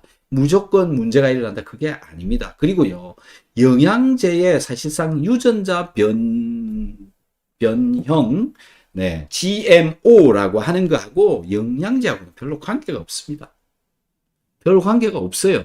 그런데 외국에서 들어오는 제품에 보면은 non-GMO 뭐 어쩌고 많이 적혀 있는데요. 다 상술입니다. 속지 마십시오. 포도당은 포도당이고요. 비타민C는 비타민C예요. 비타민C로 만들어져 있는 화학 구조. 자, 이걸 다시 한번 보여드려 보겠습니다. 여기를 한번 봐보시면요. 자, 이게 비타민C의 화학 구조입니다. 이 구조를 하고 있는 것을 비타민C라고 얘기를 하는 거고요. 이 구조를 하고 있는 거. 유전자 변형을 했다고 해서 제가 문제가 생기는 게 제가 구조가 달라지는 게 아닙니다. 유전자 변형하고 제하고 전혀 아무런 관계가 없다라는 겁니다. 여러분들은 상술에 속고 있는 거다. 이렇게 생각하시면 됩니다. 네, 그리고 대부분의 영양제는 유전자 GMO하고 관계가 없다라는 겁니다. 진짜 말 많은 아무것도 모르는 사람들이 그냥 떠들고 있는 하고 싶은 이야기가 없으니까 저런 이야기들을 하고 있는 그런 수준으로 그냥 생각하시는 게 옳습니다. 자, 황찬영님, 장염인 것 같은데, 장염일 때 어떻게 하는 게 좋을까요? 비타민C를 메가도스로, 과량으로 많이 많이 하십시오. 그게 가장 빠릅니다. 그리고 변이 기름 섞인 설사가 나옵니다. 오메가3를 과량으로 먹게 되면 그런 일이 벌어집니다. 줄여보십시오. 비오유키소, 소화효소제, 소금 MSM 하고 있습니다. 설사기가 계속 있네요. 네, 장염이면 비타민C를 드셔야 되고요. 그게 아니고 그냥 설사면 비타민C를 일단 줄여 보시고요.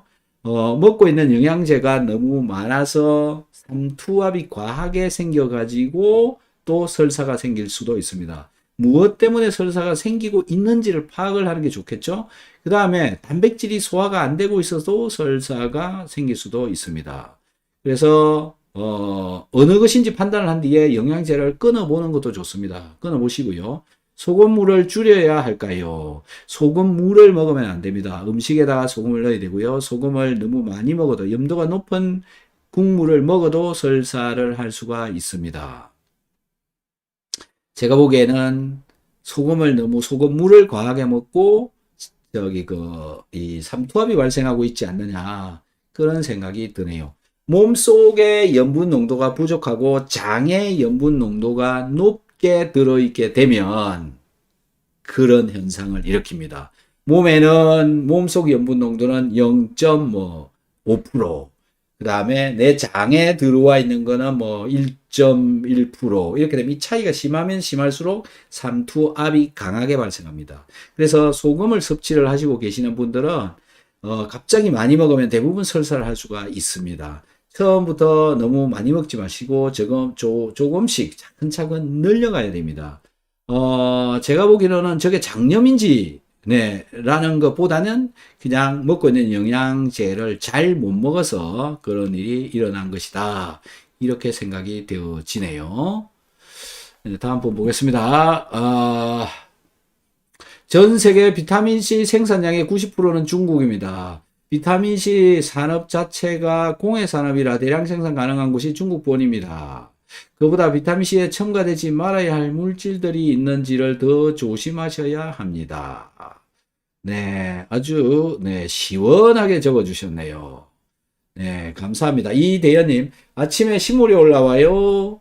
그래서 가슴 흉부가 화끈거리기도 해요. 소화는 그런 대로 되어요. 가끔 식후 트림 나올 때도 있고요. 비오유키소 소화효소제를 열심히 챙겨 드셔 보시기 바랍니다.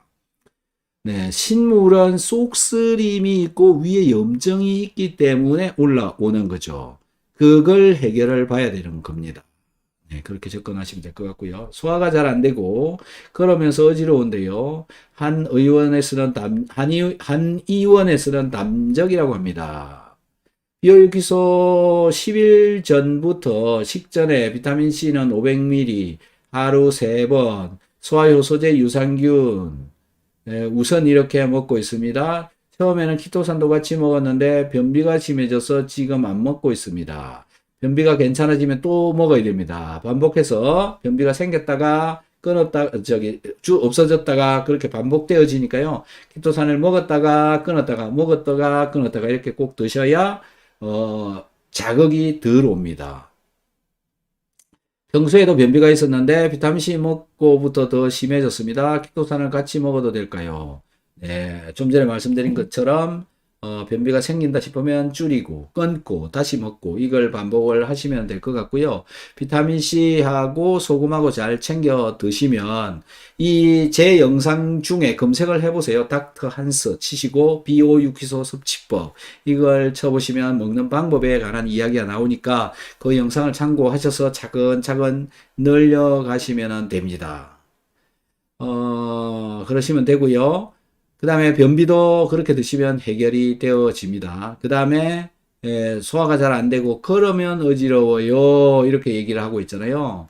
그러면 어지럽다. 그러면 왜 어지럽냐 하면 다양한 이유가 있습니다만 어쨌든 기본적으로 산소 부족 현상이 나타난다. 산소 부족 현상이 나타나는 것은 염증이 있기 때문에 그렇다. 충분하게 산소, 혈액 공급이 잘 안 되고 있어서 그렇다라는 거고요.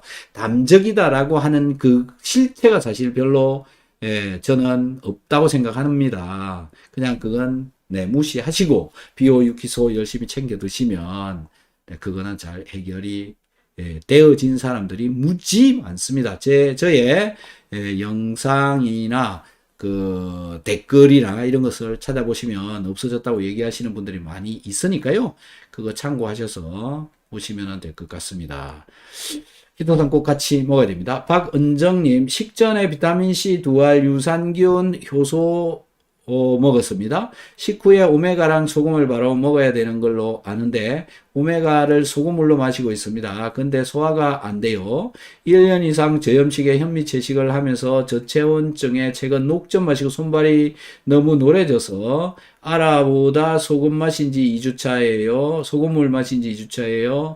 함초 한도 열심히 먹고 있고 이틀 만에 2kg 찌고 많이 붓고 2주 차에 4kg 쪘어요. 아, 이분은요, 몸에 소금이 정말 부족했던 분입니다. 그래서 몸 안에 이제 자꾸 물이 쌓이는 거고요. 물이 들어있어서 체중이 증가하고 있는 거지. 저게 뭘 먹어서 찐 게 아닙니다. 수분이 이제 차곡차곡 쌓이고 있는 거고요. 그 수분은 정상적인 수분이라고 보시면 됩니다. 그리고 소금이 그렇게 들어가는 것 때문에 부을 수도 있습니다. 그런데 무슨 소금을 어떻게 드시는지 모르겠는데요. 소금 잘 먹어야 됩니다. 잘못 먹으면 문제가 생길 수가 있고 다른 문제가 발생할 수가 있으니 소금은 음식에다 넣어 드시기 바랍니다. 그리고 함초소금염인가 함초소금이라고 그랬나요? 저런 거 드시지 말고 용융소금을 드시기 바라고요. 효소는 뭘 먹고 있는지 모르겠는데 소화효소제라고 하는 것을 먹어야 됩니다. 네. 그리고 먹고 있는데 소화가 안 돼요. 이렇게 적어 주셨는데요. 먹고 있는데 소화가 안 되는 겁니다. 이 비오유키소를 먹는다고 먹는 날부터 그냥 소화가 잘 되고 그런 게 아닙니다. 그렇게 기대하시면 안 되고요. 제가 보기에는 한 2, 3개월 정도 걸릴 것 같습니다. 그래서 길게 보시고 꾸준히 계속 먹어야 되고요. 꾸준히 먹어야 되는 이유 중에 한 개가 뭐냐면 염분의 농도가 일정 수준 이상 0.9% 이상 올라가야 되는데 소변의 염 농도입니다. 올라가야 되는데 오랫동안 저염식을 하신 분들은 저걸 올리기가 쉽지 않습니다. 시간이 걸려요. 많이 걸립니다. 그래서 그 시간 동안은 소화가 되기가 그렇게 빨리 좋아지는 건 아니다라는 거고요. 천천히 시간을 두고 계속 꾸준히 하시면 2, 3개월 안에는 무조건 좋아집니다. 2, 3개월 뒤에 꼭 오셔서 소화 잘 되게 되었다라고 글을 적어 주시기 바랍니다. 2주차이시라고 그랬잖아요. 네, 그 다음에 녹점은 드시지 마십시오. 네, 녹점 먹고 소화가 더 안 돼 가지고 굉장히 고생하는 분들 많이 봤습니다. 네, 별 문제가 없고 위장에 문제가 없고 그러면 뭐 녹점을 조금씩 그것도 조금씩입니다. 너무 많이 먹는 것도 별로 좋은 게 아니고요. 그렇게 드시고요. 함초도 일단 끊으십시오. 네, 그렇게 저는 말씀드리고 싶고 다른 거 다 끊으시고 비오유키소를 계속 네, 꾸준히 한번 해보시기 바랍니다. 주혜련님, 네, 반갑습니다. 글루타치온은 식전, 식후 언제 먹는 게 좋을까요? 몇 개 먹는 게 좋을까요? 잠시 후에 답변을 드리도록 하겠습니다.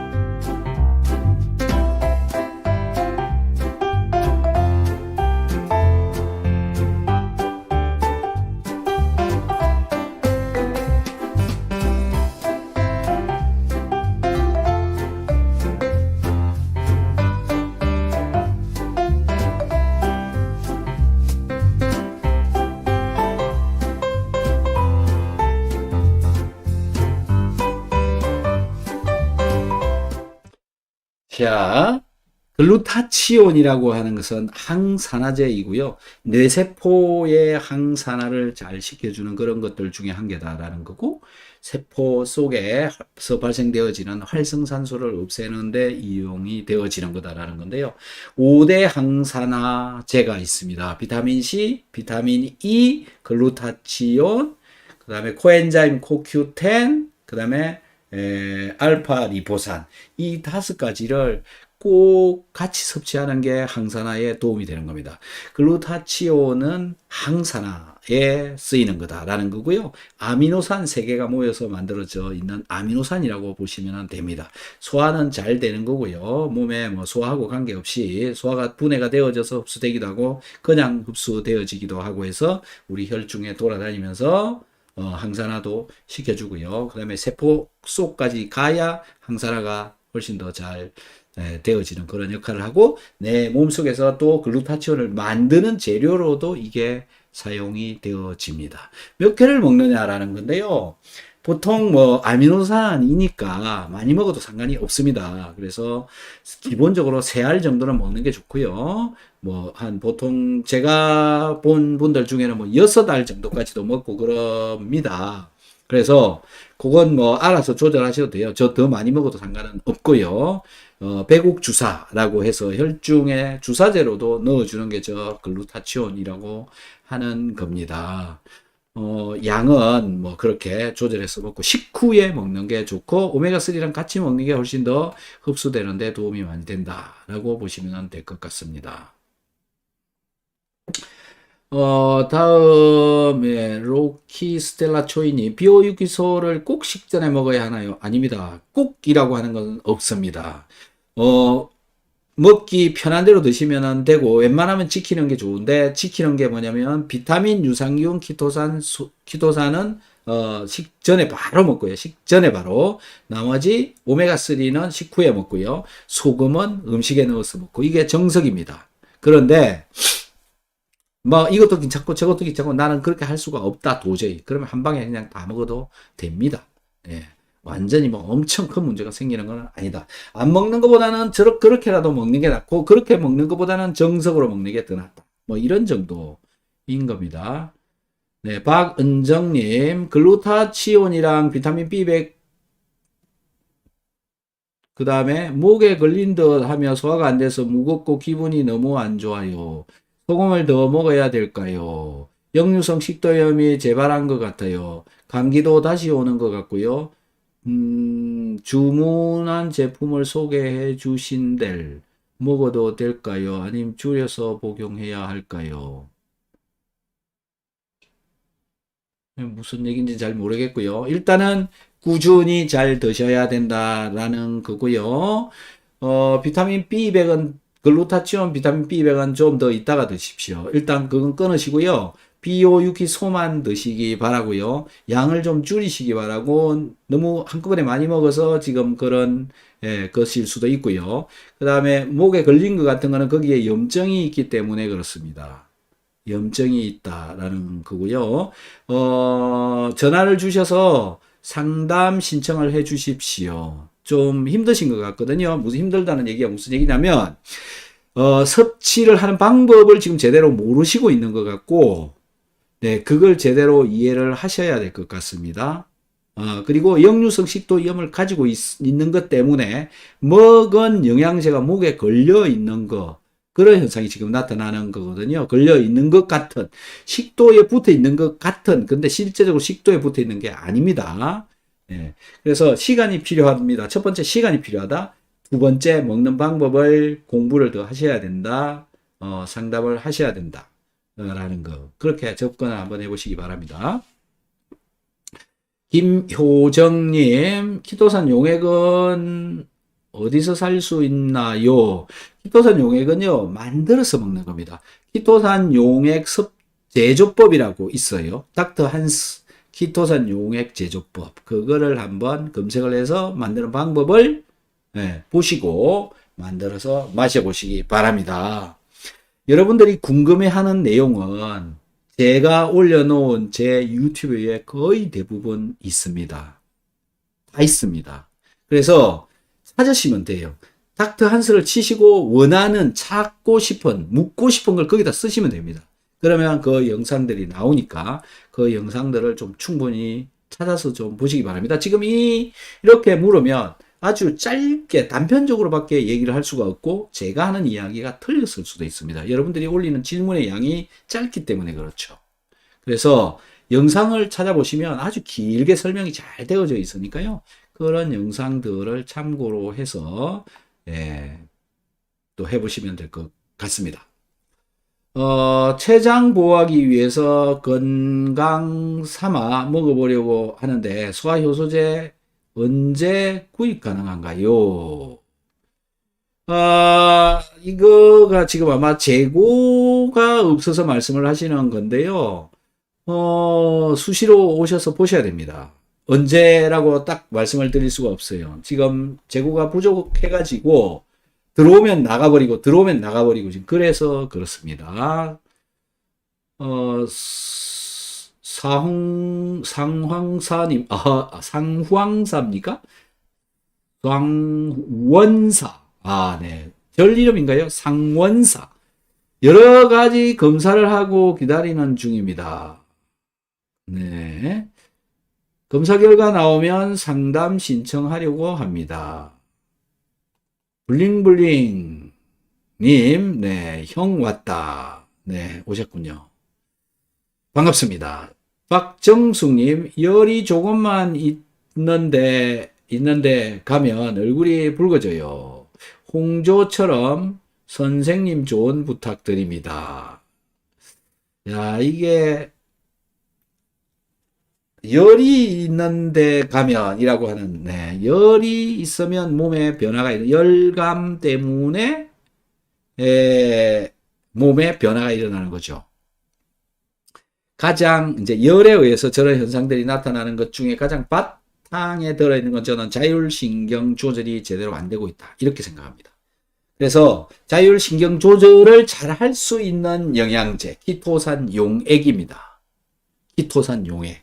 그걸 혀로 뜰은 맛을 느끼셔야 됩니다. 그러면 뇌가 자극이 되어져서 뇌가 몸을 컨트롤을 잘하게 된다. 자율신경 조절을 잘하게 된다. 이렇게밖에 말씀을 드릴 수가 없습니다. 그래서 우선 그거 체크해 보시고요. 그 다음에 또 한 가지는 내가 섭취를 하고 있는 물질들이 소화가 잘 되고 있는가라는 겁니다. 소화가 잘 되고 있는가는 본인은 알 수가 없습니다. 그래서 비오유키소 소화효소제를 일단은 드셔보시기 바랍니다. 그렇게 접근하는 방법. 그 다음에 소화가 제대로 안 된 단백질이 들어가서 몸이 민감해져 있다. 이런 방법도 접근을 할 수가 있는데요. 홍조의 개념인데 지금 홍조인지 아닌지도 아리까리하게 말씀을 해놔가지고 저도 뭐라고 답변 드리기 어려운데, 홍조의 경우에는 적혈구가 문제를 많이 일으킨다. 적혈구의 어떤 문제로. 그래서 어떤 건지는 모르겠지만은 전체적으로 저는 자율신경 조절과 관련이 있다, 이렇게 보고 그 다음에 소화와 관련이 있다, 이렇게 접근을 저는 하고 싶습니다.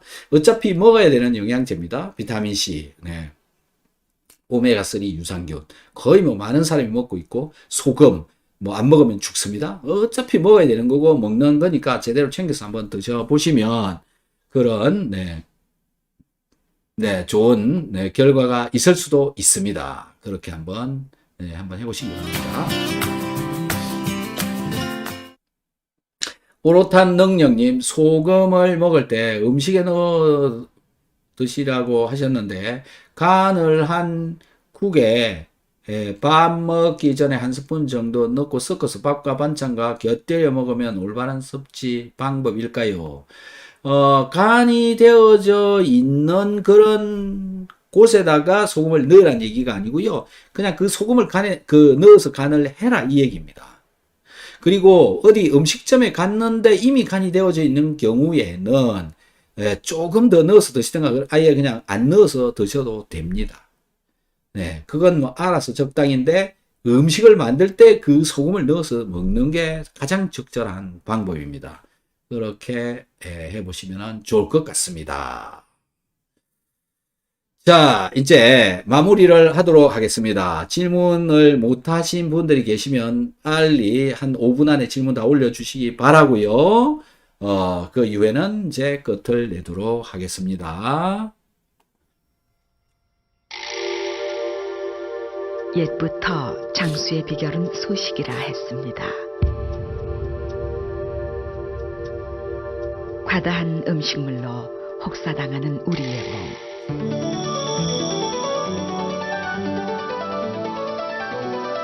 고분자로 고기농성 식이섬유라야 합니다. 그리고 위장에서 빨리 녹아야 됩니다. 직접 느껴보십시오. 자연이 준 홍게에서 추출한 새로운 개념의 식이섬유 바이오 엔젤 키토.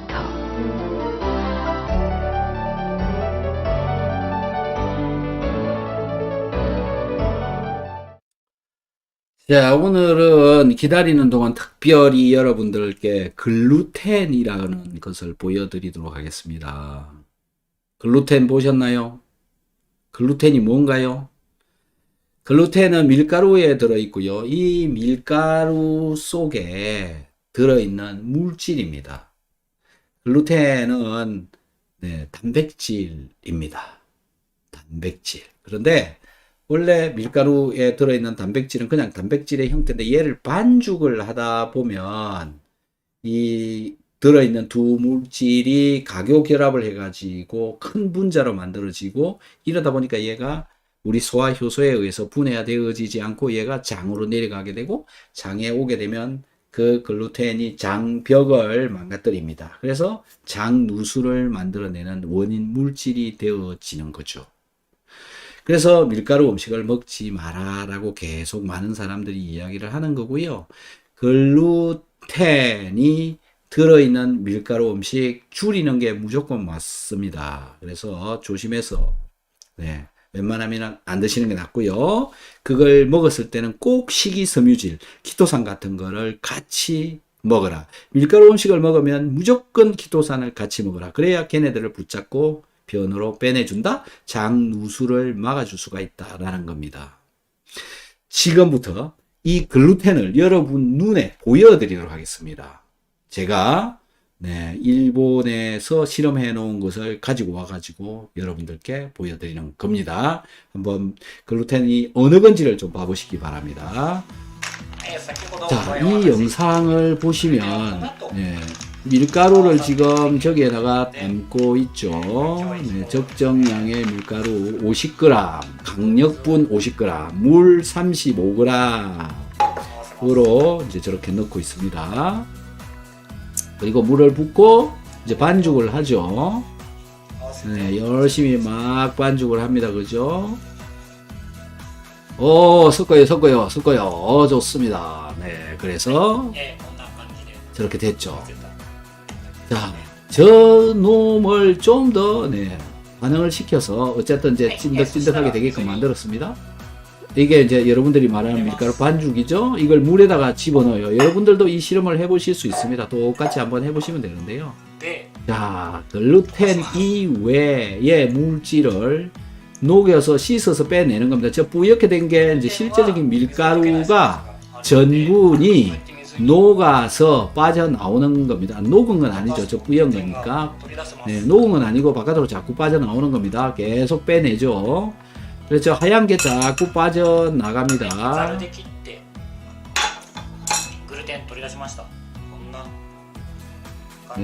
그래서 남아서 나온 거, 요게 글루텐입니다. 찐득찐득거리죠. 자, 보셨잖아요. 저렇게 많은 양이 들어 있습니다. 저게 글루텐이다라는 겁니다. 저게 우리 장에 들어오게 되면 결국 장을 망가뜨린다. 이렇게 보시면 될 것 같습니다. 자, 밀가루 조심해야 된다. 글루텐 장을 망가뜨리는다. 조심해서 드셔야 된다. 그 다음에 이제 또 다른 질문을 올려주셨네요. 아세트 아미노펜과 비타민C 같이 먹으면 안 되냐는 질문에 두 가지 같이 먹으면 어울리지 않는다고 하셨는데 그 원리를 알고 싶습니다. 이렇게 질문을 올려주셨네요. 이게 이제 마지막 질문으로 하겠습니다. 아세트 아미노펜이라고 하는 건 화학 합성에서 만들어낸 물질이고요. 약물입니다. 먹는다고 해서 무조건 다 좋은 것만 아니죠. 독성 물질입니다. 간을 안 좋게 합니다. 간이 기능을 하는데 별로 안 좋아요. 그래서 아세토아미노펜이랑 술이랑 같이 먹어도 별로 좋지 않다. 간이 기능을 간 기능에 문제가 발생한다. 이렇게 되어져 있습니다. 그런데요, 저 비타민 C하고 아세트아미노펜을 같이 먹게 되면 비타민 C가 간의 기능을 더 좋게 해줘가지고 아세트아미노펜을 분해를 더 잘 시켜버리는 그런 역할을 한다. 이렇게 보시는 게 첫 번째. 첫 번째고요. 그 다음에 또 다른 입장에서 보는 논문들은 비타민 C도 간에서 생성을 시키는 일을 해야 되는데 간이 아세트아미노펜을 분해를 시켜야 되는데 그 일을 잘 못한다. 그래서 아세트아미노펜이 잘 빠져나가지 못한다. 이런 식으로 나와 있는 것들도 있다라는 겁니다. 뭐냐 이거죠 도대체. 여러분들이 읽고 있는 실제적인 그런 이야기들, 그 논문들 이런 것들은요. 그냥 그 연구에 불과한 겁니다. 맞는 건지 틀린 건지 도대체 구분하기가 가장 진실된 정말 그 자연 현상 그대로는 무엇이냐? 논문만 가지고 그게 진실이다라고 말을 할 수가 없는 거다라는 겁니다. 그런 관계로 인해서 그런 이야기, 즉 글루텐이 빠져나가지 못한다, 소변으로 빠져나가지 못한다 이런 얘기를 하는 겁니다. 그럼 뭘 택하겠냐 이제 이렇게 되죠. 아, 이것도 못하고 저것도 못하고. 그런데요, 비타민 C는 무조건 몸에 필요하고 무조건 먹어야 되는 겁니다. 저 아세트아미노펜이 있건 없건 비타민 C는 무조건 먹어야 됩니다. 결국은 아세트아미노펜을 줄이든가 안 먹든가 두 개 다 같이 먹든가 이거죠. 자, 농약이라고 하는 놈을 우리가 이롭게 이용을 하고 있는데 결국 몸에도 안 좋습니다. 우리가 진단을 하는데 방사선을 사용을 하는데 몸에 나쁘기도 하지만 그걸 쓰지 않으면 진단을 할 수가 없습니다. 이런 개념인 겁니다. 비타민C하고 아세트아미노펜을 같이 먹으면 안 된다. 그럼 분리해서 먹는다? 그건 말이 안 되는 거고 분리가 되지 않아요. 그래서 이어서 먹어도 결국은 혈액 속에 들어가서 둘 다 만나기 때문에 저 두 가지로 인해서 문제가 생길 수 있는 것보다 저 비타민C를 안 먹어서 문제가 생길 가능성이 더 크기 때문에 같이 먹어주는 게 맞고, 그 다음에 잘 이제 본인이 판단해야 되는 게 뭐냐면 아세트아미노펜을 먹고 안 좋은 점을 감수하고라도 이걸 먹었을 때 나한테 이로운 점이 더 많다면 먹는 게 맞는 거죠. 그렇게 판단을 하시기 바랍니다. 그렇게 하시고요. 글루타민 분말을 어떻게 먹는 게 좋을까요? 뭐 미숫가루 같은 데 타서 먹어도 되고 우유나 요구르트나 이런 데 타서 드시는 게 좋다. 그런 방법으로 한번 드셔보시고요. 이것저것 자기한테 편한 그런 방법을 먹으면 되죠. 저는 오마이갓이라고 하는 OMG라고 손흥민 세이크라고 있는데요. 그 세이크 한 개에다가 그 다음에 소금 티스푼으로 한 개에다가 그 다음에 꿀물 한 숟가락 정도, 꿀물이 아니라 꿀 한 숟가락 정도에다가 그 다음에 지금 글루타민 저거 한 티스푼으로 한 5개 정도 이렇게 해서 흔들어서 먹고 있습니다. 아주 맛있습니다. 그래서 그런 방법, 다양한 먹는 방법이 있으니까 그건 뭐 본인이 먹고 싶은 대로 만들어서 드시면 될 것 같습니다. 자, 오늘은 여기서 마치도록 하겠습니다. 어쨌든 오늘도 내일도 소화가 잘 되는 날이 되어지시기를 바라고요. 소화 잘 되는 날이 되어야 건강한 날을 맞이할 수가 있습니다. 자, 죽을 때까지 비오유기소 건강한 날들이 되시기 바랍니다. 오늘 이만 마치겠습니다. 저 혹시 타는 냄새 안 나요? 우리 썸 타는 냄새. 감사합니다. 바이바이.